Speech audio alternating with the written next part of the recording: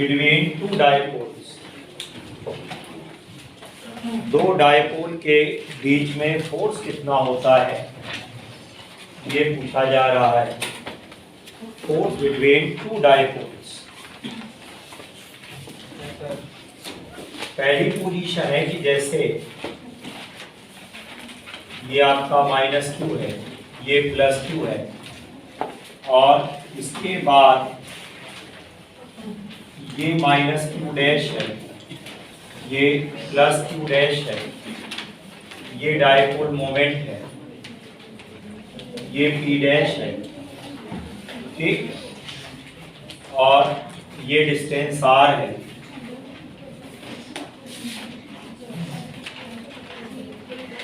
ये आपका dipole moment p है और ये p डैश, दोनों एक दूसरे के पैरेलल हैं।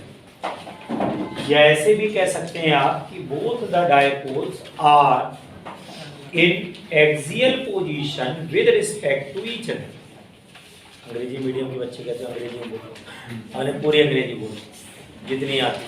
तो हमारे कहने का मतलब क्या है, यहाँ पर जो है डायपोल मोमेंट है p, इसका p डैश, दोनों एक दूसरे के रिस्पेक्ट में कौन सी पोजीशन पर है, एक्सियल पोजीशन। कौन सी पोजीशन है, एक्सियल। परसों कल वाली क्लास में थी पक्का, यहाँ कुछ खाली था उसमें। कौन लोग नए आए यहाँ, पिछले टाइम पे कौन थे, गायब थे, उतना ही है, रीशफल हो गया। तुम बन नहीं आई है ना, नेपाल की रहने वाले तुम कहते हैं नेपाल गए थे, कहाँ गए थे? हाँ नेपाल, मतलब दूसरे कंट्री, मतलब हम लोग की कोचिंग इंटरनेशनल है। नेपाल अपने लिए तो भाई नेपाल ही फॉरेन हो जाता है, नेपाल है, बांग्लादेश है, हो गया फॉरेन। क्यों, हम तो स्विट्जरलैंड के ऊपर सोच ही नहीं पाते, वहाँ तक अपने थॉट ही नहीं जाते। भाई थॉट जो होता है वो भी आदमी के लेवल के हिसाब से जाता है। आदमी का लेवल भाई साहब अब ज़्यादा नहीं है तो नेपाली तक सोच पाएगा, और ज़्यादा अगर लेवल है तो स्विट्जरलैंड अमेरिका सोच लेता है फॉरेन। क्यों, आपसे पूछा कहा जाए फॉरेन, तो फॉरेन का मतलब आदमी कहता है यूरोप या यहाँ कहीं, है ना। हम लोग के लिए नेपाल हाँ अपने लेवल में। क्यों, सही बात है ना। कोई यहाँ पर आइए वापस, दो डायपोल है आपके, और एक डायपोल कौन सा है, ये दोनों एक दूसरे के रिस्पेक्ट में क्या है, एक्सियल पोजीशन पर है। क्लियर है कि नहीं। अब जरा बात को समझिए, इस डायपोल के फील्ड में ये रखा हुआ है, क्यों, और इस डायपोल के फील्ड में ये रखा हुआ है, दोनों एक दूसरे के फील्ड में रखे हुए हैं कि नहीं, दोनों एक दूसरे के फील्ड में रखे हुए हैं, है रखे कि नहीं। जब दोनों एक दूसरे के फील्ड में रखे हुए हैं, इसका क्या मतलब है, अगर दोनों एक दूसरे के फील्ड में रखे गए हैं तो दोनों एक दूसरे पर फील्ड लगाएंगे कि नहीं। अब देखिए पहला वाला डायपोल यहाँ कितना फील्ड डेवलप करेगा वो निकाल लें। पहला काम क्या करेंगे, electric field of first dipole at the position of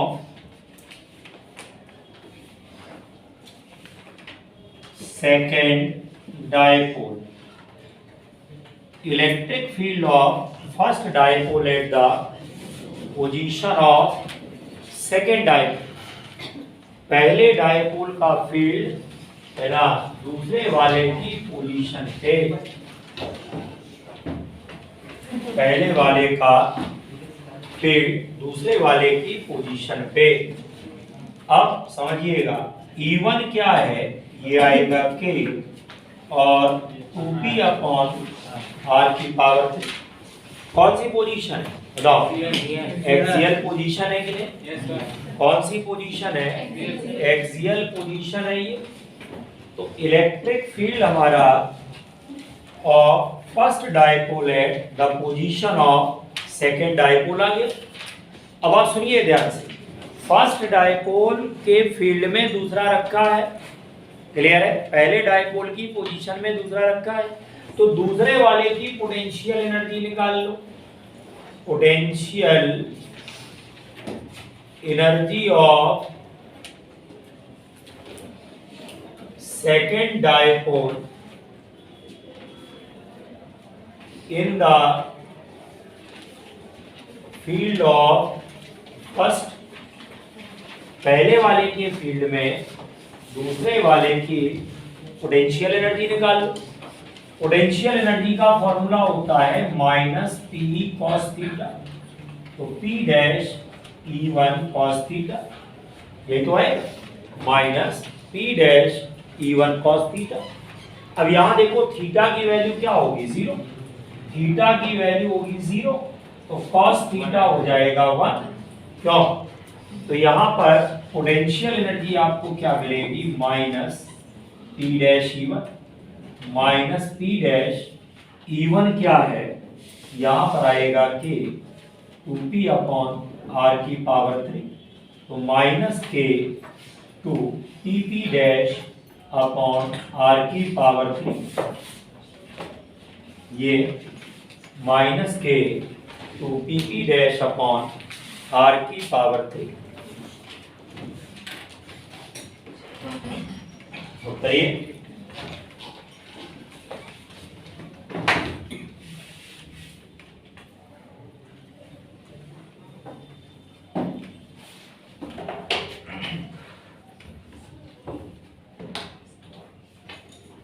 ये आपका पोटेंशियल एनर्जी आ गई भाई यहां से, U बराबर माइनस के 2 pp डैश अपॉन r की पावर 3, ये आ गई वैल्यू यहां। अब अगर हम बात करें फोर्स कितना होगा, what is the value of force, force यहां पर कितना होगा ये पूछा जा रहा है। तो F का फॉर्मूला होता है माइनस du अपॉन dr, तो F क्या मिलेगा, minus d upon dr of के pp डैश अपॉन r की पावर 3 आ जाए, तो भी लगा। अब यहाँ क्या होगा, F इक्वल्स टू माइनस, ये फॉर्मूला आपको पोटेंशियल एनर्जी वाले चैप्टर में पढ़ाया जाएगा, है ना। और यहाँ पर क्या मिलेगा, माइनस 2 के pp डैश बाहर हो गया, क्यों, 2 के pp डैश बाहर, और बात नहीं करें dy dr ऑफ r की पावर माइनस 3, क्यों, यहाँ से F क्या मिलेगा, माइनस, एक माइनस बेटा यहाँ भी था, ये जब आप रखोगे ना यहाँ पे ये प्लस हो जाएगा, क्यों, अब ये आ जाएगा 2 के pp डैश, देखो तो भाई अब ये आ गया माइनस 3 r की पावर माइनस 4 होगा कि नहीं होगा। कौन सा फॉर्मूला लगा है, फॉर्मूला जो यहाँ पे लगा है dy dx ऑफ x की power n nx to the power क्या होता है n माइनस, ये फॉर्मूला लगा हुआ है, ये लगा हुआ, पावर सामने और एक पावर कम हो गई, तो f की क्या वैल्यू आ गई, माइनस 6 के pp डैश अपॉन r की पावर 4, नीचे ले आएंगे तो पावर प्लस में आ जाएगी। नोट करिए, फोर्स बिटवीन टू डाइपोल्स की बात हो रही। अब लिखवाने को तो मैं सीधा भी लिखवा सकता था, इनवर्सली प्रोपोर्शनल टू r की पावर 4, क्यों, लेकिन मैंने उचित नहीं समझा कि एक भाई छोटी सी डेरिवेशन है 2 लाइन का, सीख जाओगे।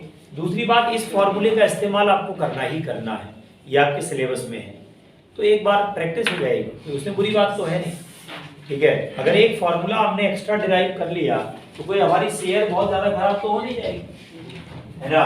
इसलिए नहीं, बहुत सारे लोग दुबले होने लगते हैं कि सर डेरिवेशन क्यों कराया, हमारे साथ ऐसा क्यों किया, हमें सिर्फ फॉर्मूला बताओ, आगे पढ़ाओ और निकलो। वो बोलते नहीं है, बात अलग है, अंडरस्टूड होता है। तो मेरा कहने का मतलब है कि जो नीट के बच्चे होते हैं फिजिक्स वाले टीचर के बारे में लगभग ऐसे ही विचार रखते हैं, लेकिन हम इसलिए करा देते हैं क्योंकि जो फॉर्मूला इस्तेमाल ज्यादा होता है ना, जो फॉर्मूला ज्यादा इस्तेमाल होता है उस फॉर्मूले का, भाई आप समझ रहे हैं ना, उस फॉर्मूले का आपको एनालिसिस ज्यादा करनी पड़ती है, 2-4 जगह यूज करिए ऐसे, तो आदत पड़ेगी, है ना। तो यहाँ पर देखो साफ साफ जो हमको समझ में आया है वो ये समझ में आया है कि f हमारा इनवर्सली प्रोपोर्शनल किसके है, r की पावर 4 के है। f हमारा इनवर्सली प्रोपोर्शनल किसके है, r की पावर 4 के है। F is inversely proportional to R की पावर 4। अच्छा, यहाँ पर जो माइनस साइन लग रहा है, माइनस साइन जो यहाँ लग रहा है, ये अट्रैक्शन का लग रहा है, इसका लग रहा है, अट्रैक्शन का लग रहा है। यहाँ पर जो माइनस साइन है वो किसका लग रहा है, बताओ, अट्रैक्शन का लग रहा है कि नहीं लग रहा है? माइनस साइन जो है वो अट्रैक्शन का लग रहा है, minus sign is of attraction, minus sign जो है वो अट्रैक्शन का है।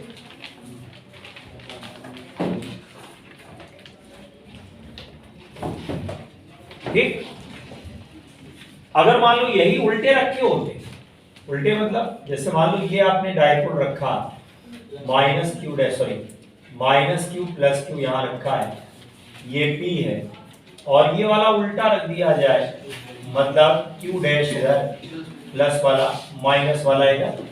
अगर ये दोनों एंटी पैरेलल हो गए, अगर ये दोनों एंटी पैरेलल हो गए, दोनों एक दूसरे के क्या हो गए बताओ, ऑपोजिट हो गए, तो यहाँ पर क्या होगा, फोर्स प्लस में आएगा 6k pp dash upon r की पावर।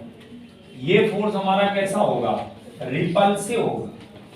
ये कैसा फोर्स होगा, रिपल्सिव होगा। और ये वाला फोर्स कैसा है, अट्रैक्टिव, अट्रैक्शन का फोर्स। अगर दोनों पैरेलल हैं तो क्या होता है, अट्रैक्शन, एंटी पैरेलल है तो रिपल्शन। पैरेलल में अट्रैक्शन और एंटी पैरेलल में रिपल्शन, पैरेलल में अट्रैक्शन और एंटी पैरेलल में रिपल्शन।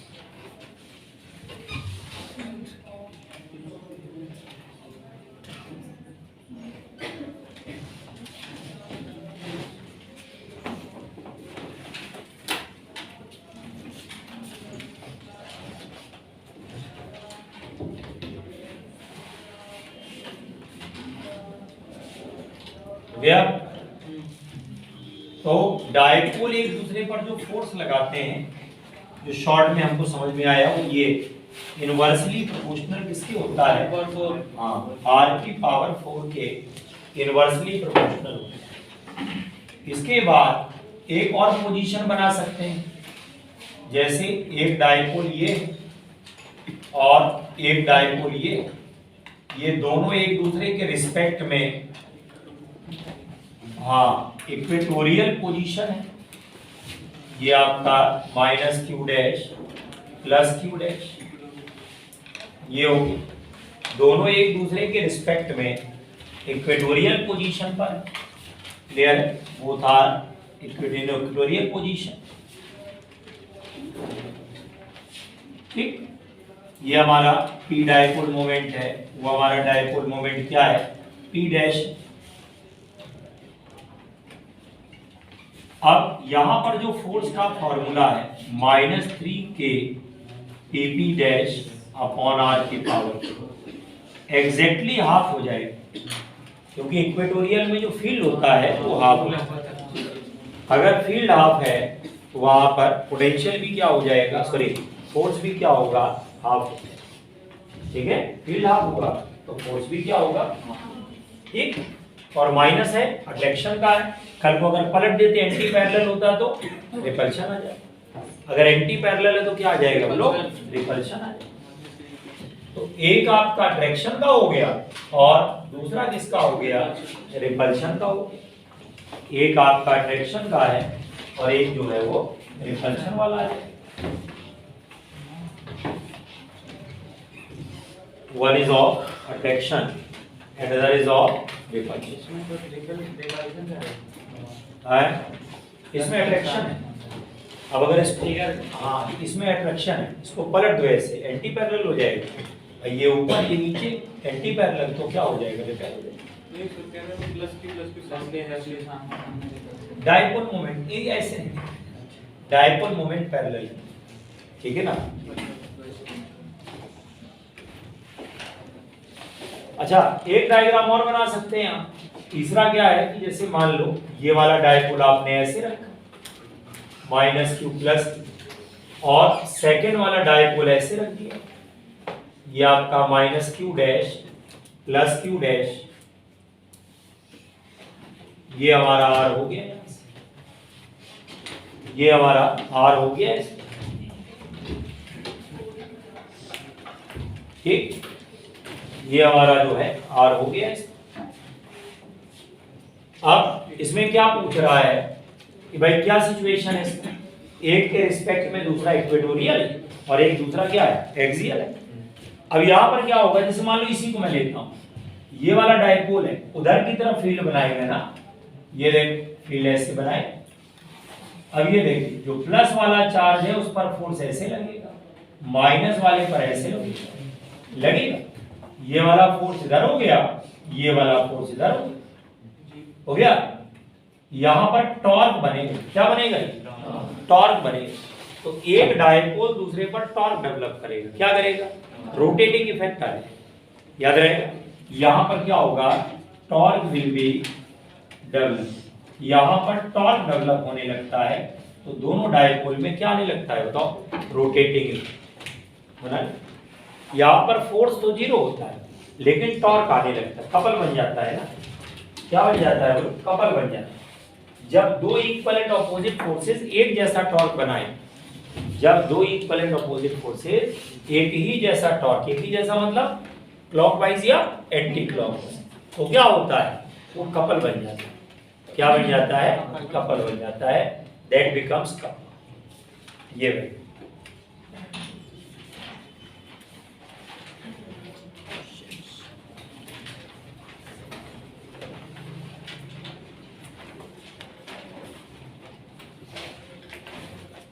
ठीक है। ये वाला डायपोल में छोटा सा पोर्शन रह गया था। अब आज हम लोगों को जो टॉपिक एक्चुअली में स्टार्ट करना है वो कौन सा है, इलेक्ट्रिक फ्लक्स स्टार्ट करना है। क्यों, तो टॉपिक हम लोगों को स्टार्ट करना है वो कौन सा है, इलेक्ट्रिक फ्लक्स स्टार्ट करना है।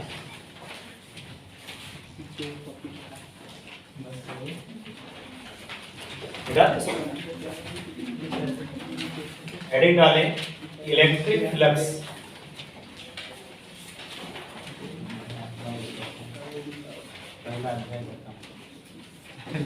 नहीं अभी पहले चैप्टर चल रहा है, एनसीईआरटी के हिसाब से भी फर्स्ट ही चल रहा है। अच्छा जैसे हम लोग सत्यनारायण की कथा सुना है, कितने अध्याय हैं, ठीक है, सत्यनारायण की कथा सुनी कभी नहीं सुना है, सुनी, किसने सुनी, कितने अध्याय, कितने, 5 ऐसे लमसम का मुझे आइडिया है, वो तो छोटे छोटे थे, पढ़ाने के लिए भेज देते, बता दो क्या गिना दे, पंडित जी बैठते हैं साथ में भी चले जाते।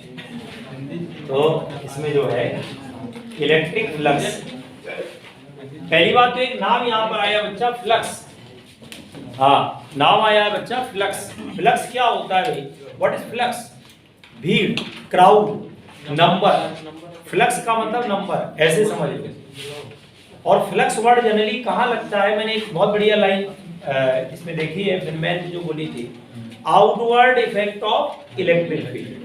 इलेक्ट्रिक फील्ड का बाहर की तरफ जो इफेक्ट होता है उसको क्या कहा जाता है, इलेक्ट्रिक फ्लक्स कहा जाता है। हालांकि ये हर जगह आता है, मैग्नेटिक में आएगा, मैग्नेटिक फील्ड का आउटवर्ड इफेक्ट, याद रहेगा। यहाँ लाइट जल रही है, आप दरवाजा खोल दीजिए, लाइट बाहर निकल रही है, ल्यूमिनस फ्लक्स। कौन सा फ्लक्स है, लाइट बाहर जाए तो ल्यूमिनस फ्लक्स, फील्ड बाहर जाए तो इलेक्ट्रिक फ्लक्स, याद रहेगा। फील्ड बाहर जाए तो कौन सा फ्लक्स होता है, इलेक्ट्रिक फ्लक्स होता है ना। और अगर मैग्नेटिक फील्ड बाहर जाए तो, लाइट बाहर जाए तो, और आपने एक कंटेनर में पानी भर दिया, छेद कर दिया, पानी बाहर निकलेगा, वेलोसिटी ऑफ ई फ्लक्स, नहीं सुने हो, अरे कंटेनर में पानी भर दिया जाए, लिक्विड निकलता है बाहर, पढ़े नहीं तो अच्छा कोरोना पीरियड वाले बच्चे है ना, विशेष साथ बनाया हम तुम लोगों के लिए है ना भाई। एक ऐसी अवस्था के बच्चे हो तुम लोग कि पास हो गए हो, पढ़े, मतलब कहने के लिए सर्टिफिकेट पढ़े हो, सर्टिफिकेट है, आई कांट से एनीथिंग भाई, मुझे अधिकार भी नहीं कहने, लेकिन उसके बाद भी आपने नहीं पढ़ा है, इसी को कहते ध्यान की अवस्था है ना। क्या हो गया आपके साथ आपको पता ही नहीं चला।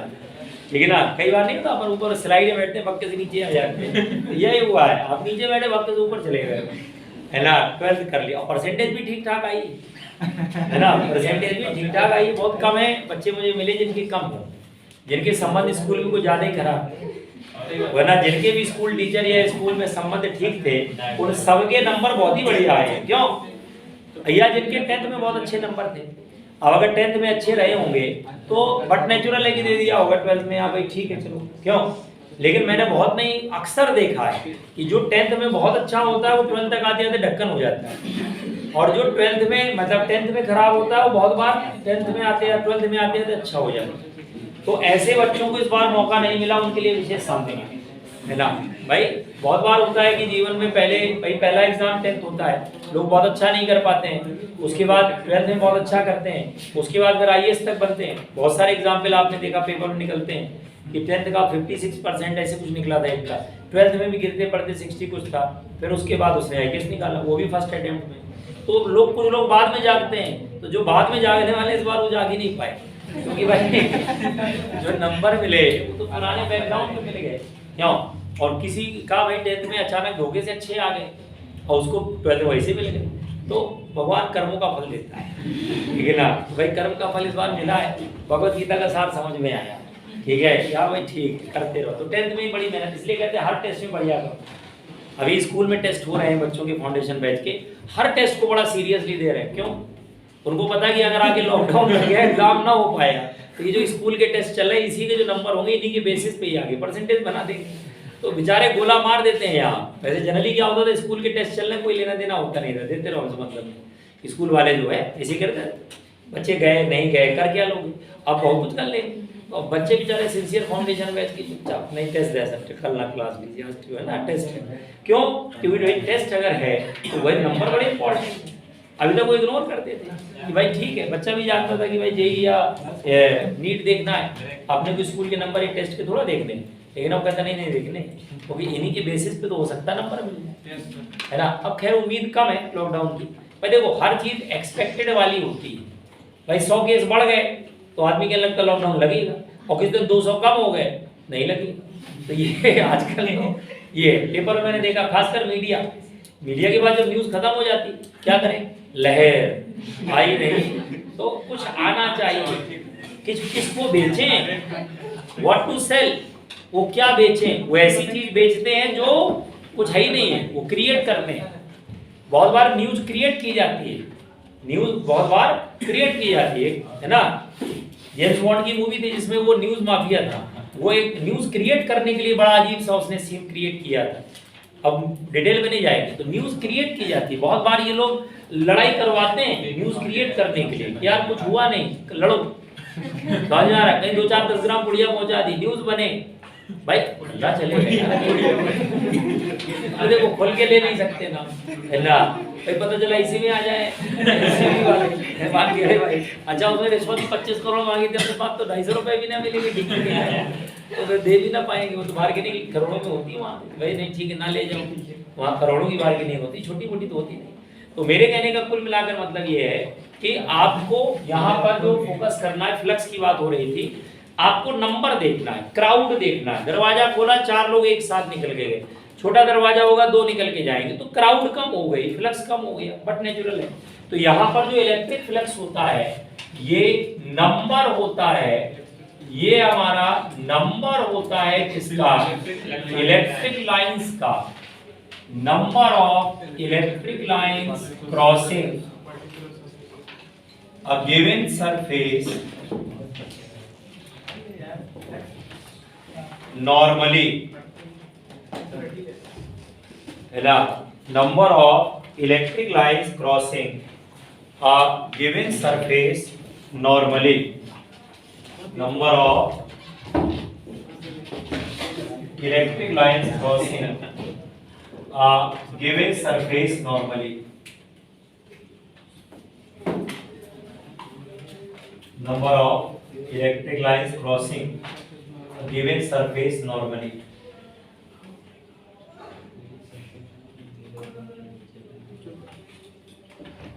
Okay, number of electric lines crossing a given surface normally. Normally निकले, जितनी लाइनें नॉर्मली निकलती हैं उसको कहा जाता है इलेक्ट्रिक फ्लक्स। एक लाइन मैंने और बोली थी अभी आपको, outward effect of electric field, outward effect of electric field, outward effect of electric field. Electric field का जो आउटवर्ड इफेक्ट होता है उसको इलेक्ट्रिक फ्लक्स कहा जाता है, that is called electric flux. Outward effect of electric field is called electric flux. Outward effect है ना, आउटवर्ड इफेक्ट होता है उसको क्या कहा जाता है, इलेक्ट्रिक फ्लक्स कहा जाता है, दैट इज कॉल्ड इलेक्ट्रिक। अब इसको देखो मैथमेटिकली डिफाइन करें, जैसे ये आपने एक सरफेस बनाया ds, ये आपका नॉर्मल वेक्टर है, ये इलेक्ट्रिक फील्ड इधर जा रहा है। अच्छा, ये जो n कैप होता है इसके बारे में थोड़ा जानकारी दे दें, बहुत सारे लोगों को इसकी फीलिंग नहीं आती है ना। Area is a vector quantity और स्केलर क्वांटिटी, वेक्टर क्वांटिटी याद रहेगा, area is a vector quantity. तो एरिया वेक्टर क्वांटिटी होता है, उसकी डायरेक्शन हमेशा n कैप यानी कि नॉर्मल वेक्टर से बताते हैं। किससे बताते हैं, जैसे मान लो ये दीवार है, इसका n कैप कहाँ जाएगा, बाहर जाता है, ये तो पूछा मैंने, आउटवर्ड होता है। हमेशा ध्यान रखिए, अगर क्लोज सरफेस है और एन कैप बनाने की बात आए तो एन कैप हमेशा कहाँ होता है, आउटवर्ड। जैसे ये दीवार है, इसका एन कैप कहाँ जाएगा, बाहर, अंदर नहीं आता है। एन कैप हमेशा नॉर्मल तो है, ये नाम में ही लिखा है, और ऑलवेज आउटवर्ड होता है। कैसा होता है, हमेशा बाहर की तरफ जाता है, इट इज ऑलवेज आउटवर्ड होता है। ये एन कैप जो है नॉर्मल वेक्टर है, ये करता क्या है, एरिया वेक्टर की डायरेक्शन शो करता है, shows the direction of area vector, area vector की डायरेक्शन को शो करता है, shows the direction of area vector, area vector की डायरेक्शन को शो करता है।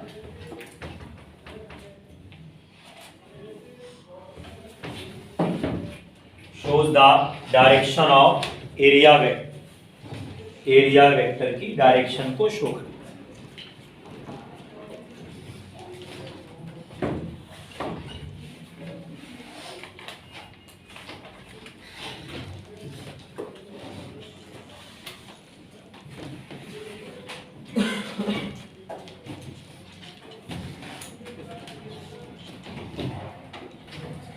Clear, shows the direction of area vector, area vector की डायरेक्शन को शो करता है। क्लियर, एरिया वेक्टर की डायरेक्शन को शो करता है, it shows the direction of area, always outward होता है, इसकी जो डायरेक्शन होती है ऑलवेज आउटवर्ड, हमेशा बाहर की तरफ होती है, हमेशा कहाँ होती है, बाहर की तरफ होती है। अब ये देखिए, ये इलेक्ट्रिक फील्ड आपका जा रहा है, ये एंगल थीटा है, तो जो डी फाई होता है, छोटा सा फ्लक्स, छोटा सा एरिया, छोटा सा फ्लक्स, है ना। एक आपने नॉवेल पढ़ा गॉड ऑफ स्मॉल थिंग्स, पढ़िएगा तो D phi equals to E dot D S. हाँ, इसने बहुत बड़ा अच्छा बात कही, अपनी बुक तो पढ़ नहीं पा रहे हैं वो लेकिन जब व्यक्ति की पढ़ने की आदत होती है वो सब कुछ पढ़ता है, क्योंकि आप मोनोटोनस ना हो जाए इसके लिए आपको कुछ बुक साथ में रखनी चाहिए। मोनोटोनस हो जाता है कई बार, आप सब्जेक्ट पढ़ते पढ़ते मोनोटोनस, तो कुछ बुक्स रखनी चाहिए ताकि आपने आज भाई आप सोचो आप बोर हो गए, लोग आपको सलाह देते हैं एंजॉयमेंट करिए, टीवी देखिए, अब टीवी देखने में तो और तनाव है बड़ी प्रॉब्लम हो जाती है। तो मेरा कहने का मतलब है कि आप जिस समस्या से बचना चाहते थे वो और बढ़ गई, तो मेरे कहने का मतलब, मेरा जो अनुभव है, this is the matter of experience. आप किसी कैरियर काउंसलर के पास जाएंगे, पैसा लेगा आपसे 500 रुपए 1000 रुपए की फीस लेगा और आपको सलाह देगा, वो गलत देगा। पहला वो कहेगा कि अगर आप लगातार बैठ के पढ़ रहे हैं तो आप एंजॉय करिए, है ना, उसके बाद थोड़ा देर टीवी देख ली फिर पढ़िए। ऐसा थोड़ा देर टीवी देखने के बाद पढ़िएगा तो थोड़ा देर होता नहीं है, और अगर हो भी गया तो उसके बाद पढ़ने का मन नहीं करता है। होता है कि नहीं होता है? ठीक है, इसलिए या तो त्याग करो या उसको स्वीकार करो, बीच का रास्ता नहीं होता। हाँ, अनुभवी आदमी। तो दूसरी बात, सीधे बैठो, जैसे सेठों जैसे बैठे हो ना, कभी समझ लो वहाँ दुकान लगवाएं तुम्हारी। यहाँ जो है कुल मिलाकर के मैं जो कह रहा था कि कुछ बुक्स आप, जैसे मैगजीन्स हैं साइंस से रिलेटेड, कुछ बुक्स ऐसी है जो बहुत अच्छी बुक्स हैं, विवेकानंद के थॉट्स वाली है, या कोई भी मोटिवेशनल बुक रख ली आपने। अब आप बोर हो गए फिजिक्स केमिस्ट्री बायो पढ़ते हुए, आपने उठाई 15-20 मिनट उसको पढ़ लिया, आधे घंटे, थोड़ा देर और जोश में आ गए, फिर और पढ़ा अपना सब्जेक्ट, फिर थोड़ी देर बाद जो है, तो मेरा कहने का एक बैलेंस बना रहेगा। आपको ये भी नहीं लगेगा कि पूरे टाइम आपने फिजिक्स पढ़ी, पूरे टाइम फिजिक्स पढ़ने का एहसास भी नहीं होगा। क्यों नहीं? मेरी सलाह है, आप टीवी देखना चाहो, मोबाइल देखना चाहो तो वो देखोगे हमारे कहने से तो मान ना जाओगे, है ना। कुछ अट्रैक्शन ऐसे होते हैं जो मोटिवेशन से ज्यादा होते हैं, है ना। मोटिवेशन जो होता है उसकी लेवल है, उससे ऊपर नहीं आपको जब मोटिवेट कर पाएगा। अट्रैक्शन का कोई लेवल नहीं है ना। जाने कहाँ चले जाते हो, चंद्रमा तक घुमाते। तो बेसिकली क्या है, तो लेवल का बात है। हम लेकिन फिर भी सलाह देंगे कि आप कुछ बुक्स, है ना, जैसे मैगजीन है, अब हम लोगों के टाइम आती थी JSR जूनियर साइंस रिफ्रेशर, अभी आती कि नहीं आती। मैथमेटिक्स टुडे ग्रुप की बुक्स आती थी, जो MTG बुक है, MTG का full form mathematics today group, पता है कि नहीं पता? मैथमेटिक्स टुडे ग्रुप एक मैगजीन आती थी MTG, मैथमेटिक्स टुडे, फिर उन्होंने फिजिक्स टुडे, केमिस्ट्री टुडे करके तीनों मैगजीन लॉन्च की थी। ये MTG का फुल फॉर्म है मैथमेटिक्स टुडे, पहली बार सिर्फ मैथमेटिक्स टुडे यानी कि मैथमेटिक्स की बुक आती थी मैथमेटिक्स टुडे नाम से। तो ये MTG का फुल फॉर्म, तो नीट की किताब भी छाप रहे हैं और कंपनी का नाम MTG। समझ में आ रहा कि नहीं आ रहा है? वो बेसिकली मैथमेटिक्स वाली। तो स्टार्टिंग में chemistry I, maths I, biology today I, फिर वो कंपनी पूरी पब्लिशिंग हाउस बन गई। तो आज की डेट में जो है, आप उसकी मैगजीन आती कि नहीं आती मुझे नहीं पता, mathematics today, biology today, chemistry आती है, ले लिया, उसमें थोड़ा सा लिखते चीजें मिल जाती हैं पढ़ने के लिए, थोड़ा मूड फ्रेश हो जाएगा। साइंटिस्ट के बारे में लिख दिया जाता है, तो थोड़ा पढ़िए आप, आपको भी जोश आएगा। अब आपने मान लीजिए कोई बुक ले ली, एक आती है वो 101 वैज्ञानिक करके, वो भी आती है बुक, फेयर वगैरह कहीं लगा हो तो ले लीजिएगा। हाँ, तो उसमें फेराडे के बारे में पढ़िए, एडिशन वगैरह जो भी लिखा है, तो थोड़ा एक साइंस में ही रहेंगे, you will remain in science. Entertainment का मतलब ये नहीं कि पाकिस्तान चले जाओ, यही मतलब है ना भाई। आपसे कहा जाए घूमने चले जाओ, वॉक पे चले जाओ, मॉर्निंग वॉक, तो क्या पाकिस्तान निकल लोगे हैं? पता चला लौट के आए नहीं, अगले दिन पता चला, है ना, 13 दिन बाद कुछ और हो रहा है। तो बेसिकली क्या है, इसलिए वापस आइए बैक टू द टॉपिक। तो मैं ये कह रहा था कि आप बुक्स पढ़ा करिए। तो एक मैं कह रहा था छोटी स्मॉल एरिया है, स्मॉल एरिया आपने DS ले लिया, D फाइल जो है क्या है, E.ds है आपका।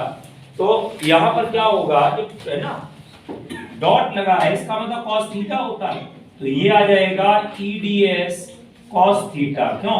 तो D फाई का फॉर्मूला है EDS cos theta, D phi का फॉर्मूला हो गया EDS cos थीटा। ये फ्लक्स होता है।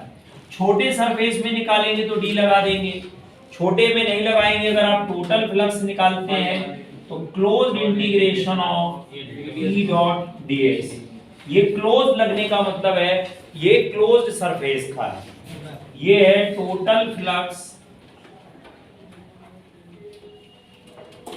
Of close surface.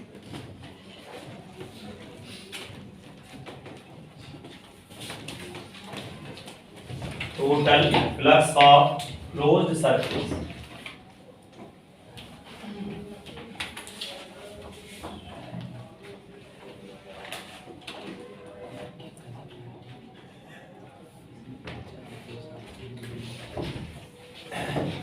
D5 E.ds,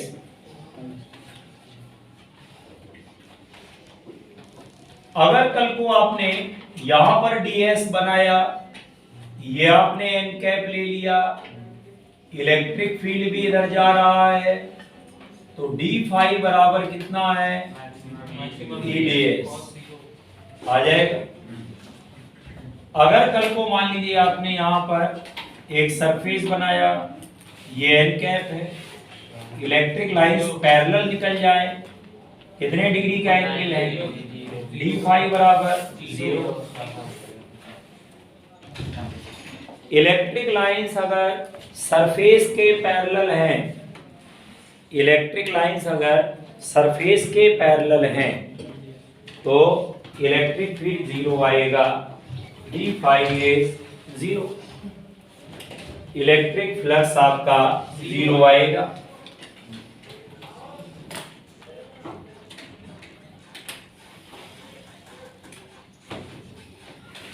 अगर आपने ये BS बनाया छोटा सरफेस, ये नॉर्मल वेक्टर है, इलेक्ट्रिक फील्ड इधर आया, 180 डिग्री का एंगल है, तो डी फाई आ गया माइनस EDS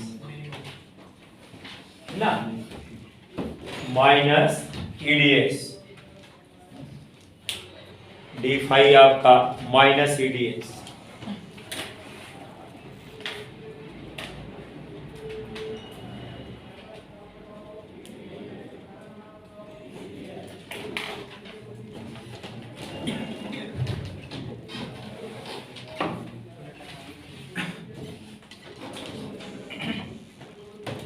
बात करोगे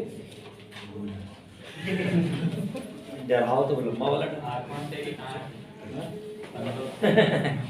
ऐसा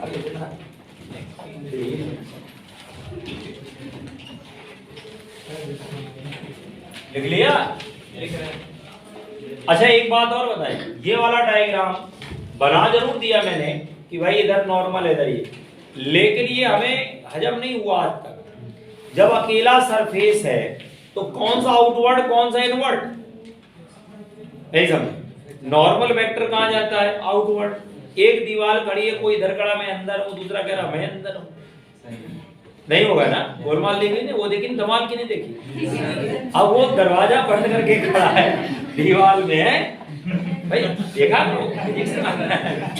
ले अनुभव तो हर चीज का अनुभव है ना बाबू भाई, तो एक्सपीरियंस है तो हर चीज का एक्सपीरियंस है।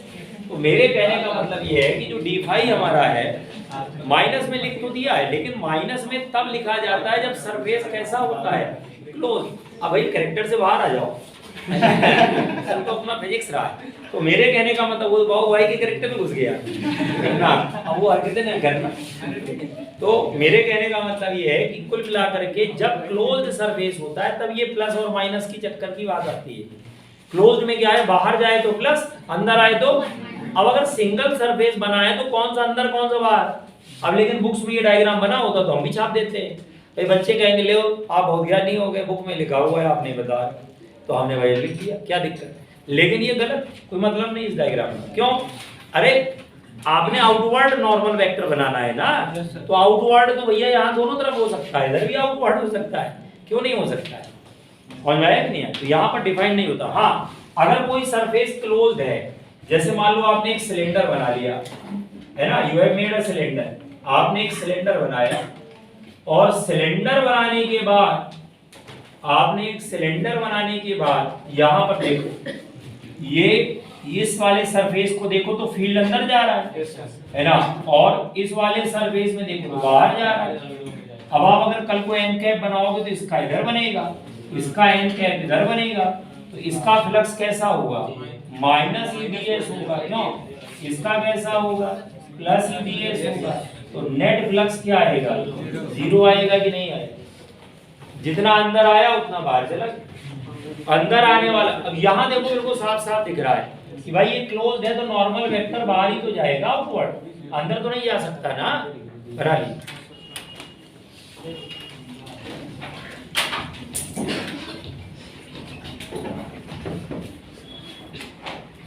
सर, सिलेंडर का मिडिल लेंथ वाला जो पार्ट है सर, उसमें भी 0 हो जाएगा 90 डिग्री वाला, उसमें तो 0 है, क्रॉस ही नहीं कर रहा है ना। छोटी छोटी बातें होती हैं, लेकिन उनको आप दिमाग में बैठा ले तो बड़ी चीज अपने आप हो जाती है। लोग करते क्या है, सीधे बड़े से बढ़ जाते हैं, जाकर मार खाते चले जाते हैं जाएंगे अजीब सा कठिन सा न्यूमेरिकल उठाएंगे बैठ जाएंगे, फिर आएंगे सर निकल गए। अरे भैया तुम्हें किसने कहा, पहले छोटी छोटी चीजें कर लो। इसलिए मैंने आपको बुकलेट दे रखी है, जितने क्वेश्चन उसमें दिए हैं उतने तो कर लो, फिर जाकर गड्ढा खोदना चंद्रमा में, हम कौन मना करना है, लेकिन पहले यहाँ पर जो है कर लो। समझ में आ रहा है कि नहीं? अब पता चला वहां गया है ना, मून में जाकर के या वहां मार्स में जाकर कॉलोनी बसा रहे हैं। समझ में आ रहा है कि नहीं? यहाँ बारिश होती, बाढ़ आ जाती है, सीवर बहने लगता है। भाई हमको आज तक ये कॉन्सेप्ट नहीं समझ में आया। फिजिक्स के टीचर है, मना नहीं करना चाहिए कि भाई स्पेस में मत एक्सप्लोर करिए, जाइए नहीं। भाई हम मना करेंगे तो लोग कहेंगे बड़ा रूढ़िवादी है ना, नहीं समझ में। भाई आपके जो लोग यहाँ पे हैं वो तो प्रॉपर उनकी कॉलोनी नहीं, घर नहीं, प्रॉपर नाली नहीं, सफाई नहीं, है ना, और तुम जाकर के मार्स में कॉलोनी बसा रहे। एक हाइपोथेटिकल वर्ल्ड में रहते हैं लोग, है ना, और लोग उनको पता नहीं वाहवाही करते हैं। नहीं जाइए मार्स में जाइए, कौन मना कर रहा है, लेकिन तैयारी दे। अफ्रीका पता कितनी करेगी। मतलब ये सिचुएशन होती है कि लोग एक दूसरे को मार के खाने लगते हैं, ये हालत है। वो नहीं दिखता आपको, अब हम मार्स में जाकर के वहां पर कॉलोनी बसाएंगे। तो साइंस का कई बार बड़ा निगेटिव भी हो जाता है, क्यों, बहुत निगेटिव ट्रैक पे चली जाती है। तो यहाँ पर वही हो जाता है, पहले नॉर्मल रही। अब जैसे पता चला आपने या तो क्वेश्चन नहीं लगाओगे सीधे पहुंच जाओगे, एक्सीवर में लेके बैठ गए। अब सर निकल नहीं रहे, तो सर कहाँ से निकल आएंगे ना। चुपचाप पहले जो शीट के क्वेश्चन है वो लगाओ, क्यों, और क्वेश्चन शीट के मैंने बोला है कम से कम 3-4 बार लगाओ, 5 बार, एक बार में नहीं। ये आदत छोड़ दो, एक क्वेश्चन को एक बार लगा लिया हो गया, नहीं। अगर सिलेक्शन लेना है ना, कम से कम 5 बार 10 बार क्वेश्चन लगाइए, जब तक आपको कंठस्थ ना हो, याद ना हो जाए, कॉन्फिडेंस ना हो, ठीक है ना। अच्छा एक चीज यहाँ पे हमेशा के लिए याद कर लीजिए, रूल बन गया कि अगर किसी क्लोज्ड सरफेस को यूनिफॉर्म फील्ड में रख दिया जाए तो इलेक्ट्रिक फ्लक्स 0 होता है। बन गया रूल की नहीं बन गया? कि अगर कोई क्लोज्ड सरफेस है ना, अगर क्लोज्ड सरफेस को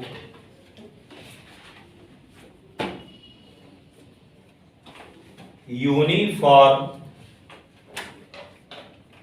इलेक्ट्रिक फील्ड में रख दिया जाए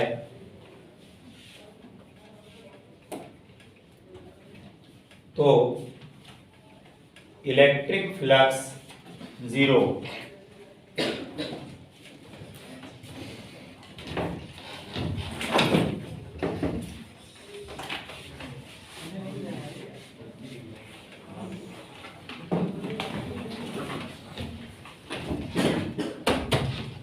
ठीक है, बात नहीं करें। अगर क्लोज सरफेस को यूनिफॉर्म इलेक्ट्रिक फील्ड में रख दिया जाए तो फ्लक्स हमारा 0 होता है, फ्लक्स इज 0।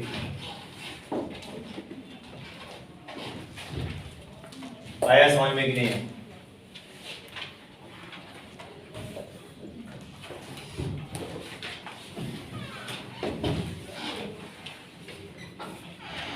हो गया? तो फ्लक्स वाली बेसिक बात समझ में आई कि नहीं है ना? फ्लक्स कैसे निकाला जाता है। अच्छा एक बात और है, फ्लक्स का अगर कोई इतना सब कॉम्प्लिकेटेड ना दिमाग में रखना हो तो फ्लक्स का एक जनरल फॉर्मूला क्या होता है, इलेक्ट्रिक फील्ड इनटू एरिया। क्यों? फ्लक्स का एक जनरल फॉर्मूला हम बना सकते हैं, इलेक्ट्रिक फील्ड इनटू एरिया। बाकी नॉर्मल वाली बात याद रखिए। क्यों? इलेक्ट्रिक, कुछ लोग कंफ्यूज होंगे, इतना डॉट और ये सब लगाए पड़े हैं आप, तो सीधे सीधे आप इलेक्ट्रिक फील्ड इनटू एरिया कर लें।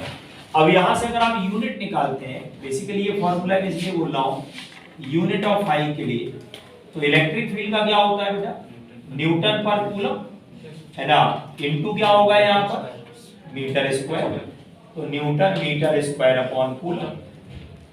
इलेक्ट्रिक फील्ड की एक यूनिट और होती है वोल्ट पर metre into metre square, cancel होगा वोल्ट मीटर, क्योंकि ये भी होती है, ध्यान रखें 2 यूनिट है इसे, एक न्यूटन वाली तो है ही, एक न्यूटन वाली तो है ही आपके पास,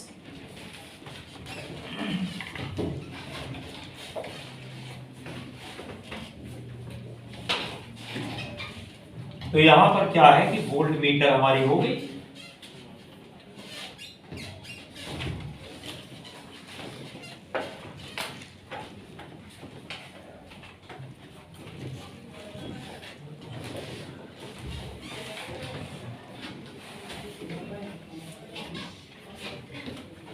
वोल्ट मीटर, है ना।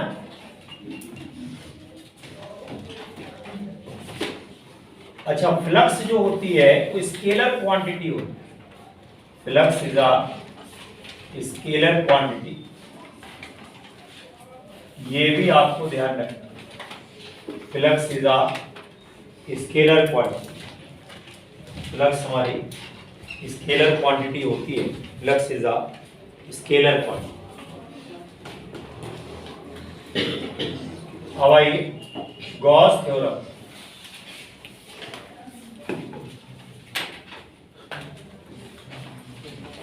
गॉस थ्योरम क्या कहता है कि जैसे कोई सरफेस क्लोज्ड है,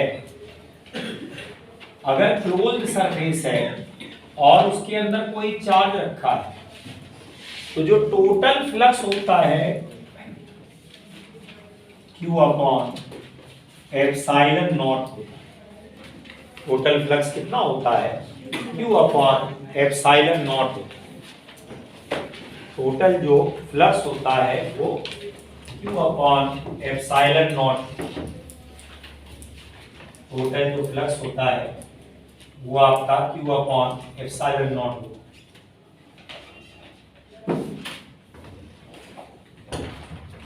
टोटल फ्लक्स होता है Q अपॉन एप्सिलॉन नॉट होता है। Total flux is Q upon epsilon. यहां पर जो Q है ये बेसिकली इनक्लोज्ड चार्ज होता है। कौन सा चार्ज है ये? इनक्लोज्ड चार्ज होता है। और ये जो क्लोज्ड सरफेस आप बनाते हो ना, ये गॉसियन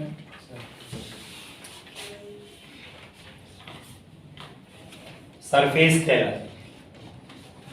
फ्लक्स बराबर है closed integration of E dot ds।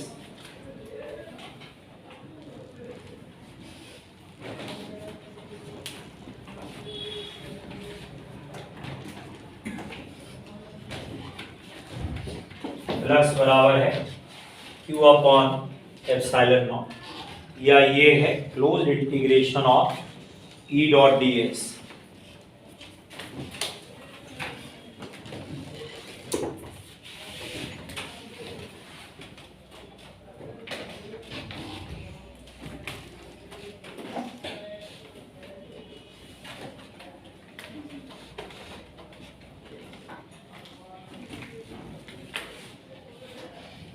समझ में आया?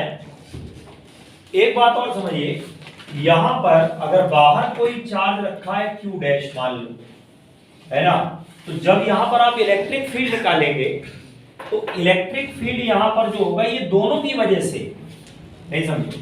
जैसे आपने लिखा closed integration of E dot ds Q upon epsilon, तो ये जो टोटल फ्लक्स है इसमें तो Q आएगा, लेकिन ये जो E लिखा है ना यहां पर, ये दोनों की वजह से क्या? It is developed by both Q and Q dash. जो इलेक्ट्रिक फील्ड है दोनों ने डेवलप किया, ध्यान रखिए। इलेक्ट्रिक फील्ड जो है ये दोनों ने डेवलप किया। इलेक्ट्रिक फील्ड जो डेवलप हुआ है ये दोनों ने डेवलप किया है। किसने? Q और Q डैश। लेकिन फ्लक्स केवल किसका है? क्यों? कल को आप ऐसे सोचिए सिंपल वे में, यहां से कोई इलेक्ट्रिक लाइन चली, निकल के आ गई बाहर, तो भैया आई और बाहर गई तो उसका नेट इफेक्ट क्या हो गया? जीरो हो गया कि नहीं हो? ये फील्ड तो वो डेवलप करेगा, Q डैश फील्ड डेवलप करेगा। ऐसा नहीं कि अंदर गॉसियन सरफेस के अंदर कोई पॉइंट तुमने बनाया और वहां फील्ड निकालना हुआ, तुमने कहा इसको नहीं हम लेंगे। क्यों नहीं लेंगे भैया? कौन दूसरी बिरादरी का आई? वो भी उसी बिरादरी का, वो भी तो चार्ज है भाई। दूसरी बिरादरी तो कहते नहीं लेंगे भाई, हमारी बिरादरी का नहीं। ठीक है, तो यहां पर एक्चुअली क्या है, लेना तो पड़ेगा। फील्ड तो डेवलप करेगा, हाँ। जब हम फ्लक्स कैलकुलेट करेंगे तो उसका इफेक्ट नहीं लेंगे। जब हम फ्लक्स कैलकुलेट करेंगे तब हम उसका इफेक्ट नहीं लेंगे। क्लियर हो रहा है कि नहीं हो रहा? तब हम उसका इफेक्ट नहीं लेंगे। आया समझ? ये तो ये गॉस थ्योरम कहलाती, बहुत आसान है ना। इसमें एक सबसे मजेदार बात ये है कि जो आप Q अपॉन एप्सिलॉन नॉट लिखते हो, उसमें इनक्लोज चार्ज लेना होता है। चार्ज का जरूरी नहीं कि पॉइंट चार्ज हो, जैसे कि कूलम्स लॉ में बोल दिया जाता था पॉइंट चार्ज है, समझ में आ रहा कि नहीं यार, कंडीशन से अप्लाई लिख दिया जाता था, इसमें कोई कंडीशन अप्लाई नहीं है। दूसरी बात, गॉसियन सरफेस क्लोज होनी चाहिए, शेप कोई भी हो सकती है, स्फीयर, सिलेंडर, कुछ भी बनाओ, उन्होंने कुछ नहीं कहा था। तो हम लोग टीचर्स लोग कहते हैं बेटा सिमेट्रिकल बनाना, क्योंकि एरिया निकालना तो हम ही को पड़ेगा। तुम तो कहते सर निकालो, भाई यहाँ सिंपल सिंपल कैलकुलेशन तो आप करते नहीं हो, तो एरिया कौन निकालेगा? तो टीचर सलाह दे देते हैं, क्या लिखा होता है एनसीईआरटी में साफ साफ लिखा है, suggested that the surface should be symmetrical. Sphere बनाइए, सिलेंडर बनाइए, क्यूब बनाइए, क्यूबाइड बनाइए, क्यों? उसका आप एरिया निकाल पाएंगे, एरिया चाहिए होगा ना फॉर्मूले में, देखो एरिया की जरूरत पड़ जाती है, क्लियर है? तो आपको एरिया जब निकालोगे तो वहां पर कैसा होना चाहिए? सिमेट्रिक। ये सलाह दी जाती है, आप सलाह को ना माने वो हमसे क्या होगा, भाई सीधी सी बात है। तो हम लोग सजेस्ट कर सकते हैं, वी कैन सजेस्ट, क्यों? हम लोग इसको क्या कर सकते हैं बताओ? सजेस्ट कर सकते हैं, बात बिल्कुल नहीं करें, इसको हम लोग सजेस्ट कर सकते हैं।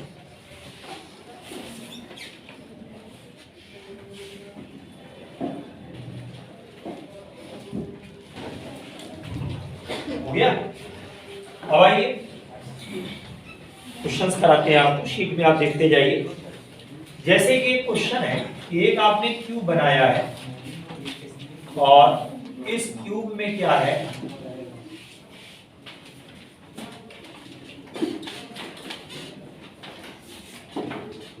क्यूब के सेंटर पे चार्ज रखा है, चार्ज इज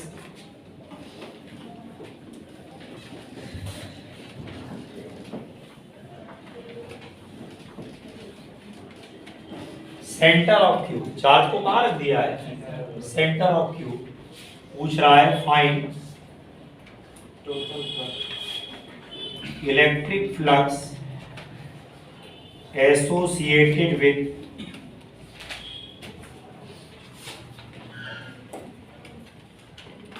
होल क्यूब और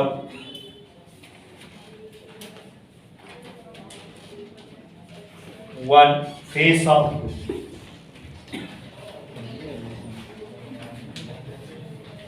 one face of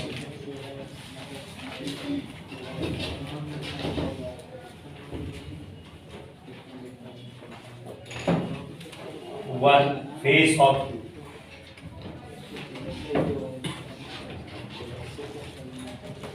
find electric flux associated with full cube and one face of cube, one face of cube।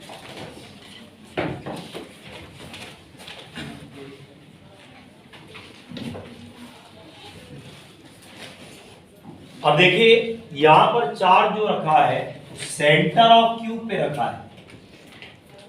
अब आप कुछ मत करिए, अपने दिल से पूछिए क्या ये पूरी तरीके से इनक्लोज्ड है?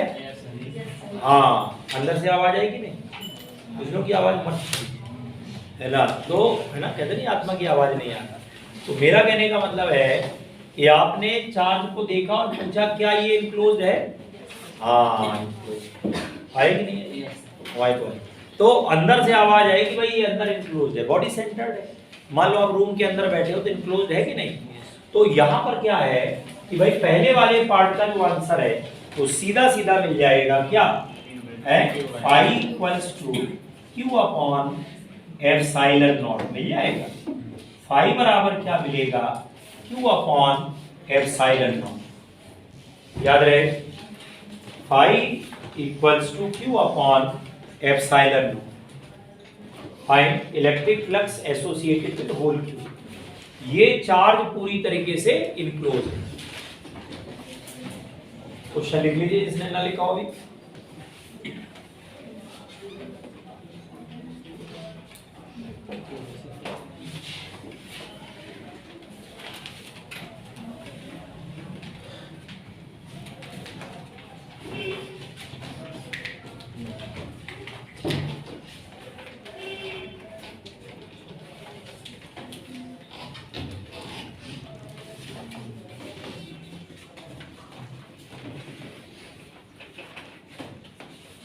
गया phi equals to Q upon epsilon. फिर है वन फेस ऑफ क्यू, कितने फेस हैं? 6। कितने फेस हैं भाई? 6 है ना। तो 6 फेसेस हो गए कि नहीं?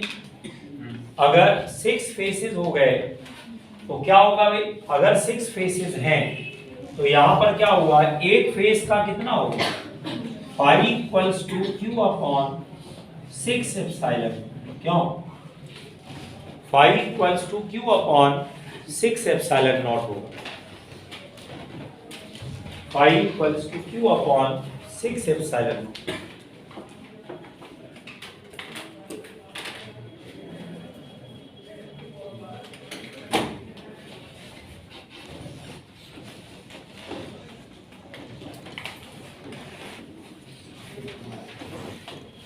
समझ में आया?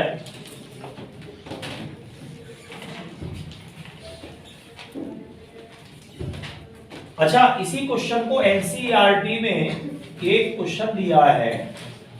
उन्होंने क्या किया कि एक फेस ऐसे दिया ये, और ये इन्होंने 10 सेंटीमीटर दिया है, ये भी 10 है, और यहां पर 5 सेंटीमीटर की हाइट पर एक चार्ज रखा है, कितने भी कूलम का याद नहीं है। अब इसमें पूछा गया है कि बताओ ये जो सरफेस नीचे रखा है इस पर कितना फ्लक्स होगा। समझिए बात को। क्वेश्चन क्या कह रहा है कि एक चार्ज है और वो उस सरफेस से कितना ऊपर रखा है, वो उस सरफेस से है कितना ऊपर रखा हुआ है? 5 सेंटीमीटर। अब आप ध्यान से देखिए तो यहां पर एक्चुअली ये सरफेस अभी क्लोज नहीं है, इसको आप क्लोज्ड बना सकते हैं। बना सकते हैं कि नहीं बना सकते? कैसे बना सकते हैं?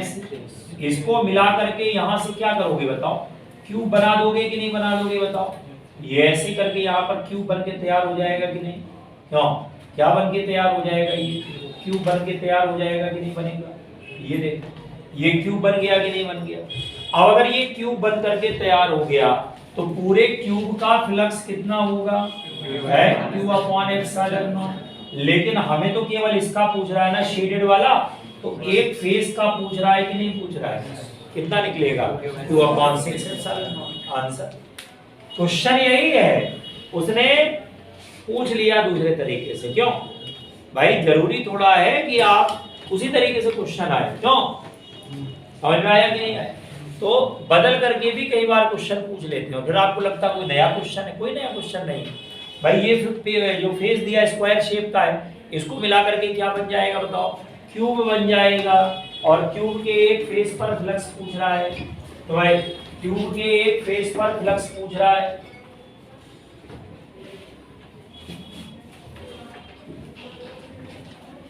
क्यूब के एक फेस पर फ्लक्स पूछ रहा है।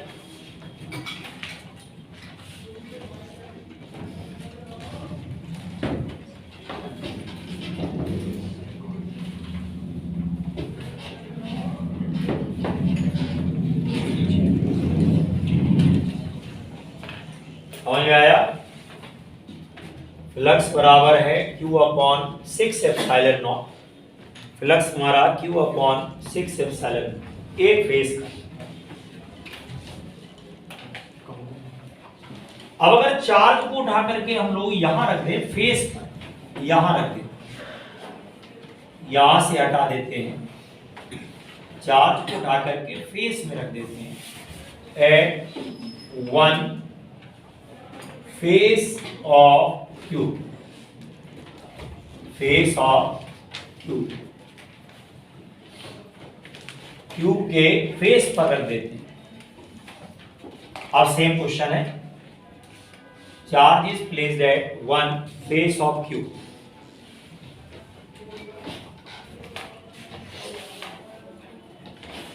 Charge is placed at one face of cube. Same question है, अब यहां पर फेस पर हमें रखना है।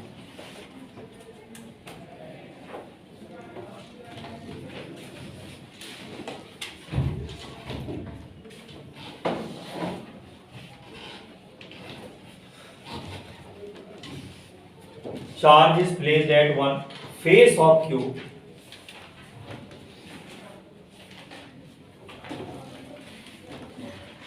फिर वही बात, ये पूरी तरीके से इनक्लोज्ड है क्या? नहीं, ये पूरी तरीके से इनक्लोज नहीं है। इसको इनक्लोज करना है तो आपको क्या करना पड़ेगा, एक इसी के जैसा दूसरा क्यूब बनाना पड़ेगा कि नहीं बनाना पड़ेगा? क्यों? ऐसे क्यूब बनाना पड़ेगा कि नहीं? ये देखो, अब ये जाकर के इनक्लोज हो गया कि नहीं हो गया? इधर हमने अपनी तरफ से बनाया, अब जब दोनों को मिला दिया जाएगा तो कितना फ्लक्स होगा? Q by epsilon not. लेकिन हमसे केवल पूछ रहा है एक का, तो यहां पर आ जाएगा क्यू अपॉन कितना? 2 एप्सिलॉन, बराबर। केवल एक का पूछ रहा है तो यहां पर क्यू अपॉन क्या आ जाएगा? 2 एप्सिलॉन। ये हमेशा के लिए याद रख लो, कोई भी शेप हो, भले क्यूब नहीं, हेमिस्फीयर हो, सिलेंडर हो, कुछ भी हो, अगर फेस पर चार्ज रख दिया जाए, सतह पर रख दिया जाए, तो फ्लक्स क्यू अपॉन 2 हो जाता है। कितना हो जाता है? बोलो, क्यू अपॉन 2, आधा हो जाता है। कोई भी शेप बना लो जो आपको याद आ रही हो। और यार जैसे कि एक हेमिस्फीयर में भी क्वेश्चन ये बना करता है, सेम क्वेश्चन आपका हेमिस्फीयर में बनता है, चार्ज यहाँ रखा है, क्यों? यहाँ पर ये देखो, क्यू अपॉन 2 एप्सिलॉन। बात खत्म, कुछ करने नहीं, कोण बना लीजिए, ऐसे कोण बना लीजिए, यहाँ पर चार्ज रख दिया, फ्लक्स बराबर कितना? 2 अपॉन 2 एप्सिलॉन। कुछ भी आप स्ट्रक्चर बनाइए, ठीक है। अगर चार्ज को आपने सरफेस पर रखा है तो कितना फ्लक्स होता है? Q upon 2 epsilon. क्यों? समझ में आ रहा है सबको कि नहीं आ रहा? कोई भी शेप हो, शेप डजंट मैटर। दरवाजे पर बैठा हुआ व्यक्ति आधा अंदर आधा बाहर, हिरण्यकश्यप वाली कहानी है ना? समझ में आ रहा है कि नहीं आ रहा? उनको वरदान था, ना अंदर मरेंगे ना बाहर मरेंगे। तो ने कहा भाई आते हैं हम, चलो रुक जाओ। बहुत बार होता है देवताओं से गलती हो जाती है, भगवान करेक्ट करने आते हैं, है ना? जब खा के चल देते हैं भैया ठीक है ना? अब लोग इसमें क्या होता है, कंफ्यूज हो जाते हैं, है ना, कि भाई तुम्ही ने तो दिया। यहाँ पर एक्चुअली क्या होता है कि बहुत सारी चीजें ऐसी होती हैं जो आदमी प्रैक्टिस करके भी अर्जित कर लेता है। जैसे बहुत सारे आपने देखा होगा योग प्राणायाम करके ऐसी वो ग्राव्य बनेगा, पेट घूम जाता है, पूरा पेट घुमा देते कि नहीं घुमा देते? अब एक तरीके से देखा जाए तो उन्होंने वायु को पूरा अपने बॉडी में कंट्रोल कर रखा है, इसी को तो प्राणायाम कहते हैं। योगा एंड प्राणायाम क्या होता है? They can control the air inside है, पूरी जो एयर कंट्रोल कर लेते हैं। बहुत सारे योगी पहले होते थे, लोग बताते हैं पानी में बैठ जाते थे, सरफेस पे चुपचाप बैठे हैं, डूब नहीं रहे। क्यों? They have control that particular. तो उन्होंने देवताओं को पर्टिकुलर, हम लोग अपने धार्मिक वे में बोलते हैं देवताओं को वश में कर लिया, या किसी देवता को, वायु देवता को कर लिया। तो देवता का मतलब होता है वो एंटिटी, वो स्ट्रक्चर जो पर्टिकुलर एक पार्ट को गवर्न करता है नेचर में। जैसे वायु को गवर्न करने वाले देवता कौन है? वायु। तो एक बात होगी, तो किसी व्यक्ति ने बहुत सारी ताकत अर्जित कर ली, तो उसको कंट्रोल करने के लिए आना पड़ता है, वरना बहुत बिगड़ जाता है, ठीक है ना? अब मान ली बहुत सारा पैसा इकट्ठा कर लिया, तो इनकम टैक्स की रेट जरूर नहीं सही है ना? समझ में आ रहा है कि नहीं यार? भाई बहुत सारा अगर इकट्ठा कर लिया उसने, भाई एक तरीके से बहुत सारी लक्ष्मी इकट्ठी कर ली, तो फिर वहां पर आपको क्या करना पड़ेगा? रेट तो बढ़वानी पड़ेगी, ठीक है ना? रेट पड़ेगी, वो निकल गया कुछ कम होगा, हालांकि फर्क पड़ता नहीं, क्योंकि भाई कुछ पार्ट दे दिया तो जो गया था वही वापस आ जाता है, उसको भी तो चाहिए थी लक्ष्मी, क्यों? वो लेके निकल लेता है। तो यहाँ जो है क्या सिचुएशन है, फ्लक्स हमारा Q अपॉन 2 एप्सिलॉन आधा हो जाता है। कहीं भी सरफेस पर चार्ज को रख दिया जाए तो क्या करता है वो, बोलो, आधा इफेक्ट अंदर डालेगा। आधा इफेक्ट कहाँ डालता है? बाहर। इफेक्ट आधा अंदर आधा बाहर, याद रहेगा। अब आइए वन फेस की बात करें। अब जैसे मान लो ये सरफेस है, इस पर आपने चार्ज को रखा है, इस बोर्ड पे, है ना? तो जिस सरफेस पर चार्ज को रखा जाता है उसमें फ्लक्स 0 होता है।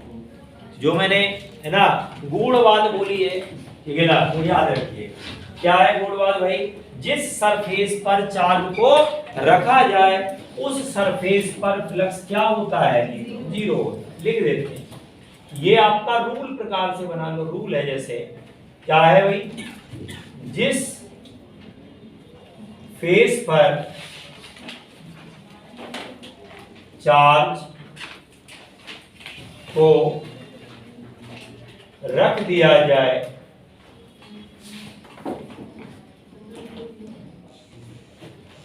उस पर फ्लक्स 0।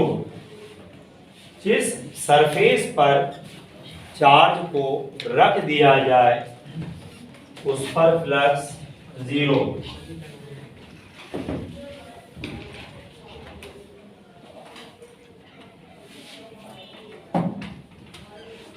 जिस सरफेस पर चार्ज को रख दिया जाए उस पर फ्लक्स 0। याद रहेगा, जिस सरफेस पर चार्ज को रख दिया जाए उसमें। अब आप बताइए, ये क्यूब है, क्यूब में 6 फेस होते हैं, तो एक का तो 0 हो गया, क्यों? एक सरफेस का क्या हो गया?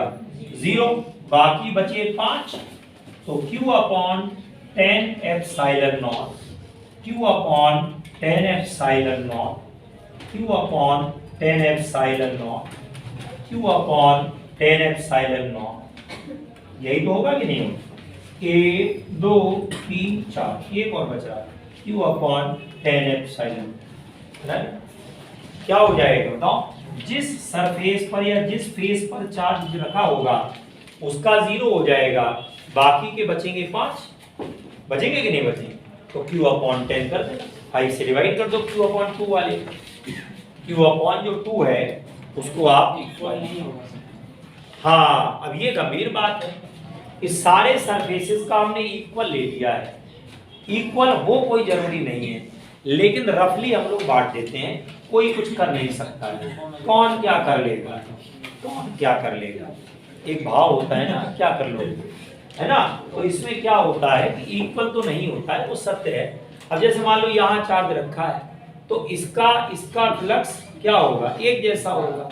क्लियर है? इसका भी लगभग वैसे ही होगा, इसका भी वैसे ही होगा, लेकिन जो सामने वाला है उसका कुछ और होगा। क्यों? क्योंकि उसमें नॉर्मली रेज जा रही है।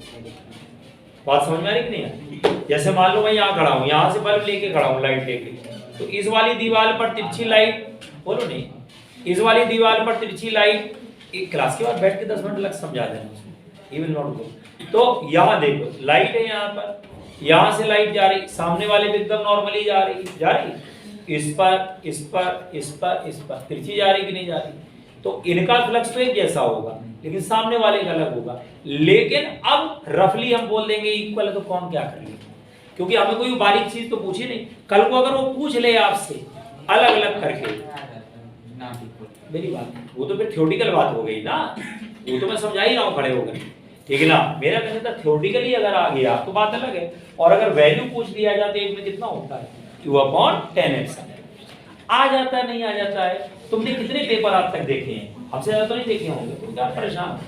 कई बार होता है, ये रिपीटर बनने की शुरुआत है। अभी सतर्क हो जाओ, जब आप ज्यादा क्वेश्चन की एनालिसिस करने लग जाएं, इसमें इट मींस ये गई अंदर आऊंगे, है ना? क्वेश्चन में वैल्यू पूछी गई, वैल्यू बता दो, इमोशनल होने की क्या जरूरत है, ठीक है? अब उसके बाद आइए दूसरा, अब यहाँ पर क्या है? इलेक्ट्रिक फ्लक्स एसोसिएटेड विद, हमें निकालना है होल क्यूब वन फेज। चार्ज कहाँ रखा है? At one corner of cube, at one corner of cube, corner of cube पर। क्लियर है? दूसरी बात, आज तक नीट का 33 कितने साल, 39 जितने साल से पेपर हो रहा है, आज तक क्वेश्चन आया हो तो हम दिमाग लगाएं, जब आज तक नहीं आया तो हम क्यों दिमाग लगाएं? जनरली वो इक्वली डिवाइड करके काम कर देता है। बात समझ? अब इतना इमोशनल किया, ठीक है ना? अब आइए यहाँ पर क्या हो रहा है कि नहीं, ये बहुत मैंने ऑब्जर्व किया, क्वेश्चन को जो काट पीट करने लगे, समझ जाओ वो गलत ट्रैक पे चल चला। क्वेश्चन क्या है? क्वेश्चन में जो दिया गया है ना, नहीं मैं जनरल बात बोल रहा हूँ क्या अकेले उसके लिए, तो मेरा कहने का था क्वेश्चन में जो दिया गया है और जो पॉसिबिलिटी मैक्सिमम चांसेस जिसके हो सकते हैं उस पर चलना होता है, ठीक है? अपनी तरफ से क्वेश्चन को कुछ घटाना बढ़ाना नहीं होता। क्लियर है? मैंने हमेशा बोला है क्वेश्चन में गलत या सही करने पे नंबर अपने को नहीं मिलेंगे, क्यों? और दूसरी बात, जो कुछ भी आप आंसर दोगे वो ऑप्शन देख के दोगे, ऑप्शन को देखना पड़ेगा क्या ऑप्शन है।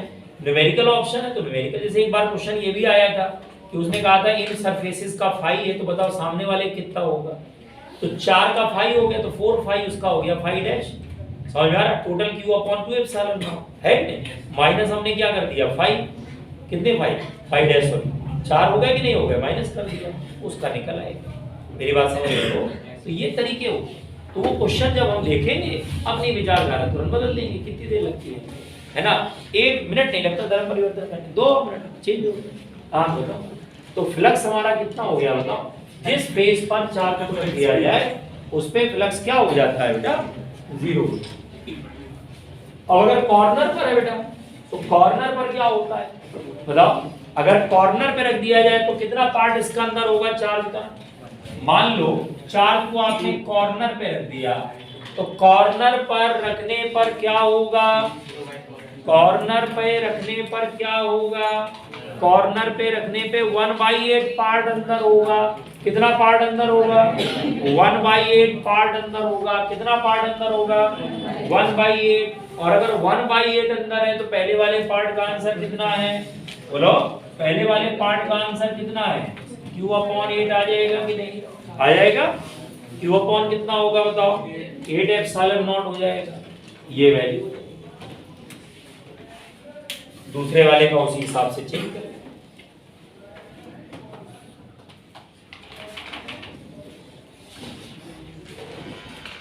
तो Q अपॉन कितना हो गया? ये 8 एप्सिलॉन नॉट। चार्ज कहाँ रखा है? कॉर्नर।